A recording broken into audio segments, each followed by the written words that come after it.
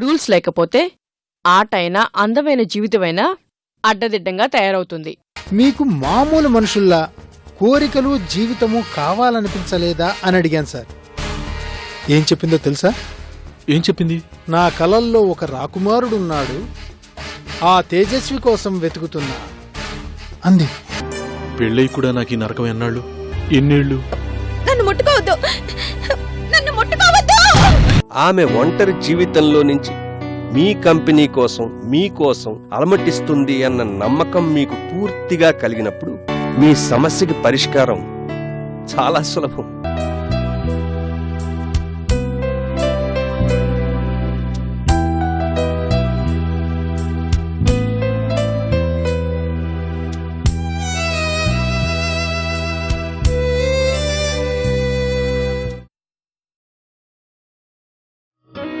వీరు Ravindra, home minister బంధువు.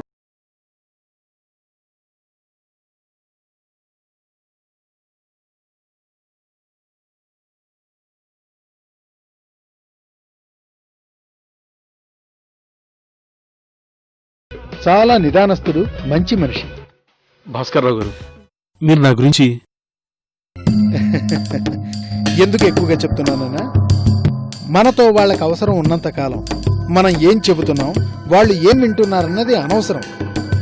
ఇంతమందిలో మన మీద 10 పైసలు పెట్టుబడి పెట్టాలన్నా ఆస్తిపాస్తులు గుట్టు మట్టు అన్ని క్షుణ్ణంగా ఆరా తీస్తారు. ఆత్మ కనపడదు గాని లేకపోతే దాన్ని కూడా తాకట్టు పెట్టి పైకి రాగలరు జనం. భాస్కర్రావు గారు, జనాల గురించి మనకెందుకు, బిజినెస్ డీల్ ఓకేనా? Okay, done. ఉంటాను తేజ గారు, మరి నేను బయలుదేరతాను.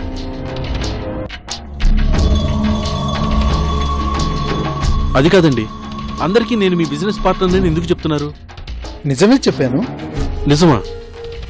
ఒకవేళ అలాంటి నిజాలు ఉన్నట్టయితే ముందుగా తెలియాల్సిన వ్యక్తి నేనే అనుకుంటాను. Don't be serious. మీ నిజాయితీ మీద, ఎఫిషియన్సీ మీద నాకు బోల్డ్ విశ్వాసం ఉంది. నా చేతిలో లైసెన్స్ ఉంది. మిమ్మల్ని పార్ట్నర్గా ఎందుకు చేయకూడదో చెప్పండి. మీరు నా పక్కన ఉంటే చాలు, మిగతా గొడవంతా నేను పడతాను. ఓకే? ఇదంతా జరిగే పనేనా? జరిగి తీరుతుంది.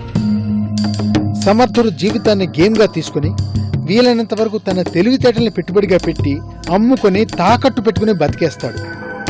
దానికి పెద్ద ఉదాహరణ నేనే. కానీ సమర్థత, నమ్మకం, నిజాయితీ ఉన్న తేజలు చాలా అరుదుగా దొరుకుతారు. నేను ఏ విధంగా వేరని మీ ఉద్దేశం భాస్కర్రావు గారు? మీరు పాలలో నీళ్లలా 10 మందిలో ఒకరుగా వేరవటానికి కారణం పరిపూర్ణ గారు. పరిపూర్ణ? ఎస్, ఆవిడే గైడింగ్ ఫోర్స్, మీకు ఇన్స్పిరేషన్. కాబట్టి తప్పకుండా మీరు ఎంతో ఎత్తుకెదుగుతారన్న నమ్మకం నాకుంది. ఇప్పుడు చెప్పండి, ఈ పార్ట్నర్షిప్ వల్ల నాకన్నా మీకే ఎక్కువ లాభం ఉంది, అవునా కాదా?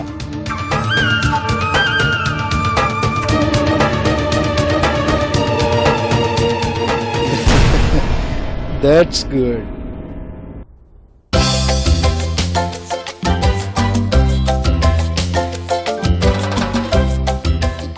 అటు తిరగవే.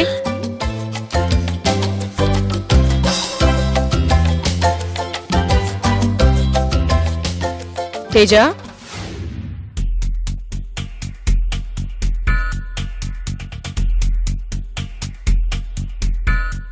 ఇవాళ ప్రిన్సిపల్ గారితో తగాదా పెట్టుకున్నావట, ఒళ్ళు మండితే రిజైన్ చేస్తాను అని బెదిరించావట. వాడు మొహం. తేజ, నువ్వేనా ఇలా మాట్లాడేది? ఎప్పుడు క్రమశిక్షణ గురించి మాట్లాడే నువ్వు ఇప్పుడు ఏమైంది తేజ? తీసిన వస్తువు తీసిన చోటే పెట్టాలి అనే లెక్చర్లు ఇచ్చే నువ్వు రాను రాను ఎందుకు ఇలా బిహేవ్ చేస్తున్నావు? నాకివన్నీ ఎందుకో విసుగనిపిస్తున్నాయి.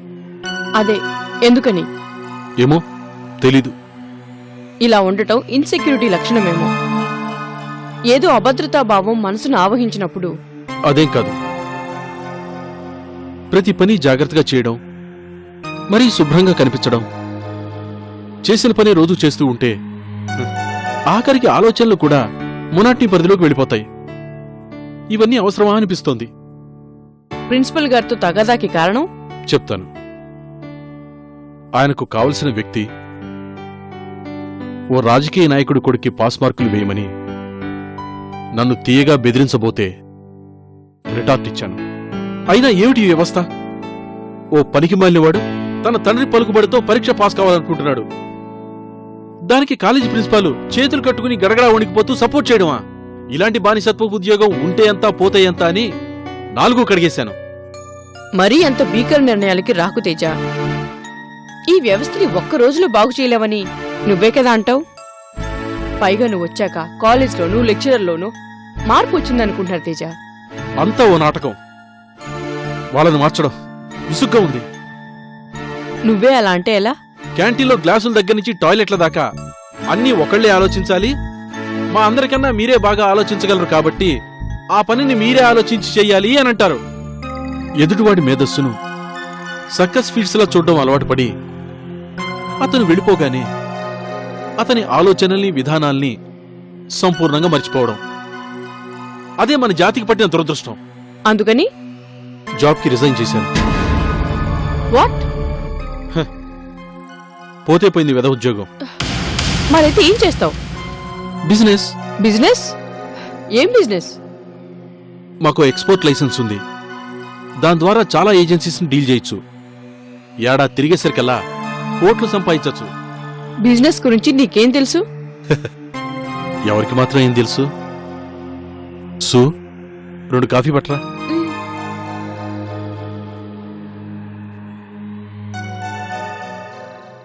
పరిపూర్ణం కాదా జీవితం? భాస్కర్రావు నేను పార్ట్నర్స్. అతన్ని నమ్ముతున్నావా? చాలా మంది కన్నా అతడు చాలా నిజాన్ని ఒప్పుకుంటాడు. మంచితనంగా నటించాడు. అతని తప్పు నీకేం కనిపించట్లేదా? అసలు ఏది తప్పు ఏది ఒప్పు మనమెవరం జడ్జ్ చేయడానికి? మనుషులు బతికేది అవసరాల కోసమే. తప్పొప్పులు మాట్లాడుకోవడానికే పనికొస్తాయి. కూతురు లేచిపోయిందని గీతను మాస్టర్ వదులుకున్నారా? భాస్కర్రావు గారి భార్య గీతను సొంత చెల్లెల కన్నా ఎక్కువగా ఆదరిస్తోంది తెలుసా? వీళ్ళిద్దరూ ఆలోచించిన తప్పులు మనకెందుకు? నీ పెట్టుబడంతా? ప్రాథమికంగా తెలివితేటలే.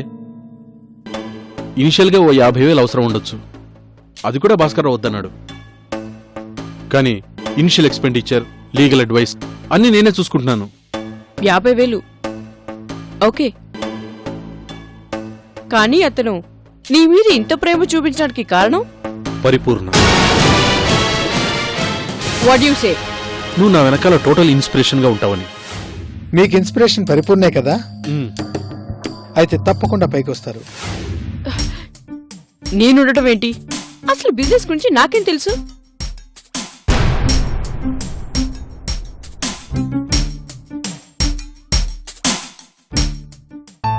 పరిపూర్ణ, బావ ఇవాళ బ్యాంకులో ఉన్న నా డబ్బులు డ్రా చేసి తీసుకురమ్మన్నాడు.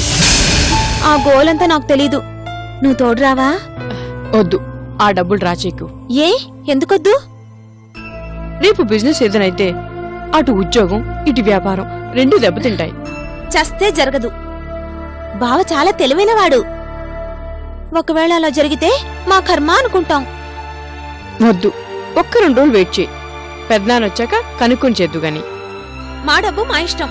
పెదనాన్నకేంటి సంబంధం?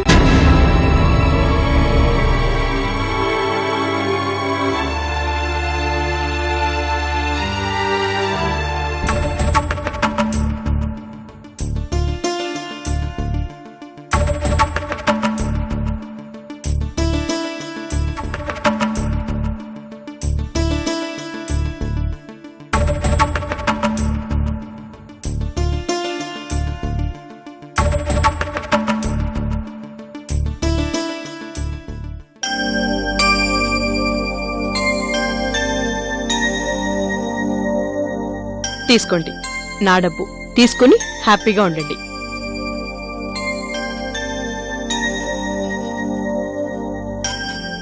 Thank you Purna, thank you very much. నేనెప్పుడు ఏది ఎలా జరగాలని కోరుకుంటున్నానో అలాగే జరుగుతోంది. Anyhow, all the best. Thank you.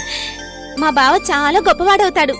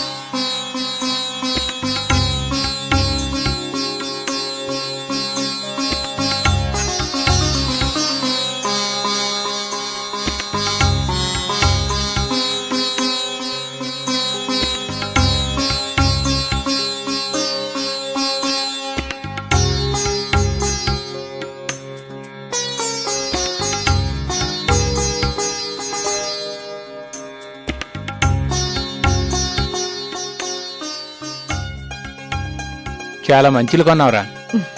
నా బిడ్డ అదృష్టవంతుడు. ఎంతైనా తేజ తేజే. మరి నా కోడలు మహా అదృష్టవంతురాలు.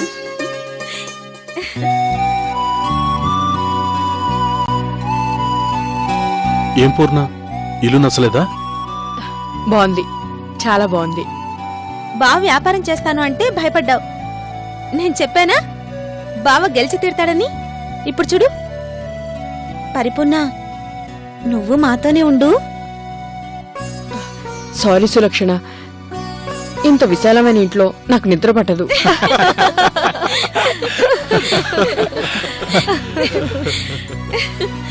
మా బావ నా పేరున ఇండస్ట్రీ పెట్టాడు, అందుకే అంత అద్భుతంగా కలిసొచ్చింది.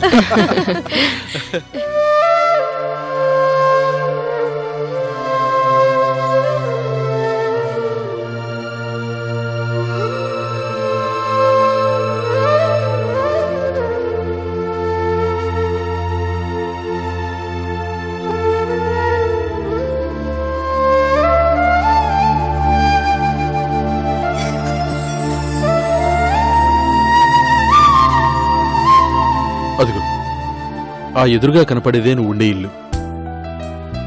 నా కళ్ళింకా అంత మసకబారలేదు. ఈ మేడ ఖరీదంతో తెలుసా? 50 లక్షలు. మంచి వ్యాపారమే. 50,000 పెట్టుబడి, 50 లక్షలు రాబడి. కొంత మనది, కొంత భాస్కర్రావు ఒప్పించాడు. పాత ఇల్లు నేను ఖాళీ చేయను. సెంటిమెంట్. ఓ ఆఫీస్ పెట్టుకుంటాను. ఈ ఇల్లు నీకు అంత బాగా నచ్చిందా? ఈ ఇంట్లోంచి ఎక్కడి నుంచి చూసినా నువ్వు నాకు కనబడుతూనే ఉంటావు. అందుకే కొన్నాను ఈ ఇంటిని. నువ్వు మాతో పాటు ఇక్కడికి రావచ్చుగా. నాకు స్వతంత్రంగా బతకడమే ఇష్టం. ఆత్మని చంపుకుని బతకడాన్ని స్వతంత్రం అనరు, ఒంటరిగా బతకడం అంటారు.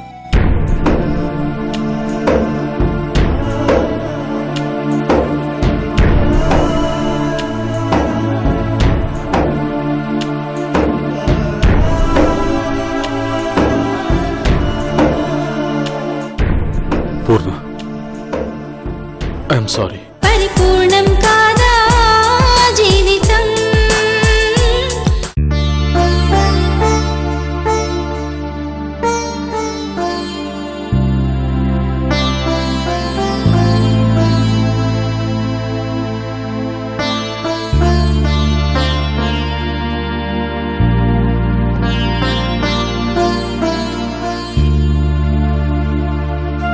డాక్టర్ నువ్వు చాలా వీక్గా ఉన్నావన్నారు. రోజు పళ్ళరసం తాగొచ్చుగా. అయ్యో రామ, ఈ ఇంట్లో ఆ సౌలభ్యం కూడానా? ఈ ఇంట్లో మనశ్శాంతిగా ఉంటే అదే గొప్ప.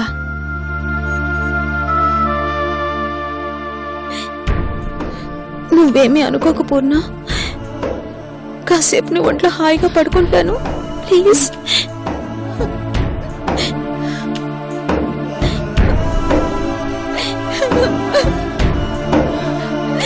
సులక్షణ ఊరుకో.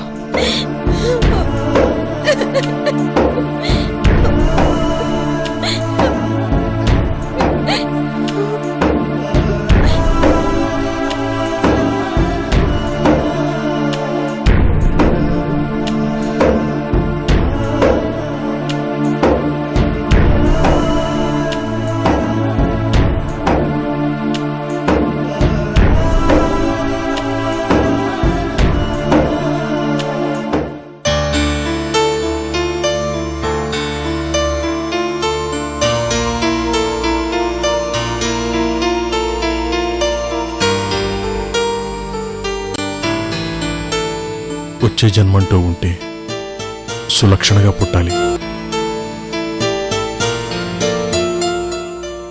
మా ఇంట్లో సర్వస్వాన్ని కొనుక్కోగలిగాను, ఒక్క హాయిని తప్ప. ఏమిటి నువ్వు చేస్తున్న మెస్మరిజం? నథింగ్. అయినా నువ్వు కూడా హాయి వస్తువుల్లో ఉంది అనే స్థితికి ఎప్పుడెళ్ళావు తేజ? ఇదంతా భాస్కరరావు గారి పుణ్యమా? నీకెందుకు అతనంటే కోపం? ఎందుకుండదు? మన వ్యక్తిత్వాల ముందు ఎక్కడా నిలవలేనివాడు, ఒక అల్పుడు, మహాబలహీనుడు. మన జీవితంలోకి ఒక సైకిలోన్లా, ఒక సునామీలా వచ్చి మనల్ని మార్చేస్తున్నాడు, ఒక భ్రాంతిలో పడేస్తున్నాడు. ఏమిటిదంతా? పరిపూర్ణ, నీకతనంటే గిట్టదు. ప్రపంచంలో చాలా మంది కంటే చెడ్డవాడు కాదు. దూరపు కొండలు నునుపు అంటారు. అతని విషయంలో జాగ్రత్త. నువ్వు మరీ మరీ చెప్తున్నావు కదా, జాగ్రత్తగానే ఉంటాను.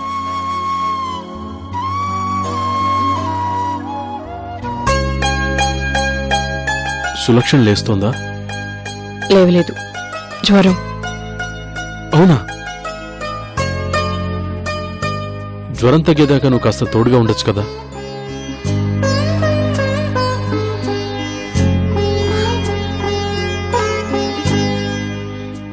ఉండొచ్చు, కానీ ఇంకేమీ ఆలోచించుకో. మేడం మీద రూమ్ ఖాళీగానే ఉంది, నువ్వొచ్చి ఉండు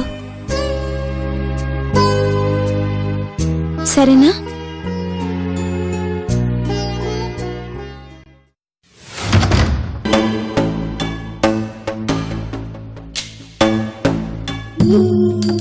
నమస్తే పరిపూర్ణ గారు. బాగున్నారా?